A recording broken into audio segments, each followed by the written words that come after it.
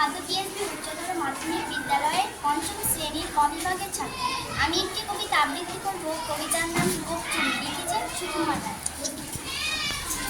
Head অফিসের বড় বাবু লোকটি বড় শান্ত, তার যে এমন মাথার ব্যামো কেউ কখনো জানতো।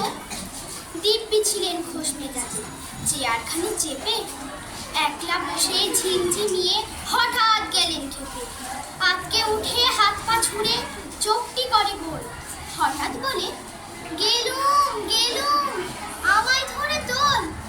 তার শুনে কেউ বদ্যি ডাকে, কেউ বাহাকে পুলিশ, কেউ বা বলে কামড়ে দিবে সাবধানে তুলিস। ব্যস্ত সভায় এদিক ওদিক করছে ঘোরাঘুরি। বাবু হাঁকেন, ওরে আমার গোপ গিয়েছে চুরি। গোপকে বলে গোপ হারানো আজব কথা, তাও কি হয় সত্যি? গোপ চোরা তো তেমনি আছে, কমেডি এক। সবাই তারে বুঝিয়ে বলে সামনে ধরে আয় না, মোটেও গোপ হয়নি চুরি, কখনো তা হয় না।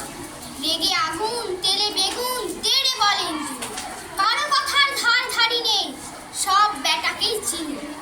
নোংরা ছ্যাটা খাংরা ঝাঁটা বিচ্ছিরি আর ময়লা, এমন গোপ তো রাখতো জানি শ্যামবাবুদের গয়লা। এ গোপ যদি আমার বলিস করবো তোদের জবাই, এ না বলে জরিমানা করলেন তিনি সবাই।